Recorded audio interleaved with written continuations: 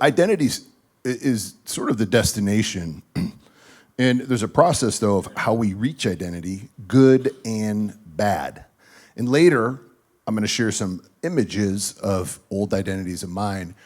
For you guys to have it's funny to see. I've been saved for like just over 6 years, and I look back at just the progression of the person I was to the person I'm today, and also know that there's going to be a day where I get to look back at me today, this moment, and laugh.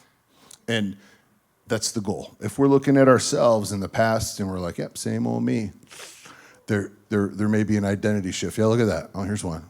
So that's me. That's a spring break, like cigarette, pile of beer cans. And here, I'll tell you, sad thing is the guy in the middle, one of my best friends, roommate, died last year. Alcohol.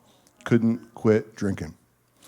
And the other guy on the right, he's just got divorced. And so I say this because there's a reality, especially for young people, that think that there's a fun life. And I was explaining this. We have a new au pair in our home. She's 22, from France, and just like living her best life. And explaining to her that I'm in a situation in my life where I can go do whatever I want, anything. I can just book a flight, go. And I'd rather be here right now. I was talking to her about just who we are as a person and building who we are in our future and planning our future and doing all these other things that are more important than like nightclubs, parties, and all these other things. And because I lived it, right? Look, here's another funny one. There's me, another cigarette. I think I graduated from Marlboro Lights to Marlboro Ultralights by that time, so a little wisdom came. And it's funny, I look back at these pictures, and so when I quit drinking alcohol, a lot of friends are like, so you're gonna take down all those old pics? No, because I want to remember the gap. Yeah. I want people to, I don't wanna have the story, some of you guys don't know who I am, and some of you guys have known me for a short time. Like, that was me, my crew, that guy in the top right, he's got one of my best friends, passed away last year. It's terrible, so sad. And it broke my heart because I quit drinking alcohol. I wrote a book about quitting drinking alcohol. I helped hundreds of people quit drinking alcohol, and I couldn't save my friend. Left 2 beautiful daughters behind. And so there's sadness in a lot of that. But I look at these today, there was a time in my life where I had a lot of shame around who I was.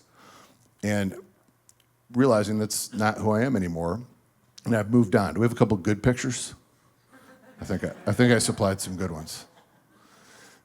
And as we evolve, so here's a guy today, got dream car, dream wife. We're going to a really awesome party, I think, in this picture. And in that graduation of a person, like those days, the old pictures when I'm hanging out drinking, I couldn't even imagine that. I couldn't even comprehend that life. I couldn't have comprehended being married. I couldn't comprehend having this dream Ferrari that I wanted. I couldn't comprehend being invited to this elite party with all these entrepreneurs that do cool stuff. And here's where it gets even better. Speaking at a church. What? What? And I showed this to you because I'm going to take you all through this evolution to do with yourself, but there's a part of it too that seeing that process and also realizing, like, what is next, God? Right? I wasn't plugged in with God in those first 3 pictures. The second 2, I was. That's the biggest difference. Not drinking alcohol was the other one. But still, until I came to know the Lord, there was not a massive change in my life. So I wanted to share some of those. I want to go into something. So I have this thing, and some of you guys may have seen it. It's called the 40 I am statements. If you haven't, I'll email it to you. And the email is to email me. And, by the way, you guys did a great job. I had over 50, and there's still, if I haven't got to you yet, it's because you didn't have 2 paragraphs. You had 16. And I will get back to you. We talked about this. I didn't have any stories about people falling off bikes, but it was awesome. You guys like did such a great job at delivering a compelling vision, or at least like stretching it, right? Just have the conversation.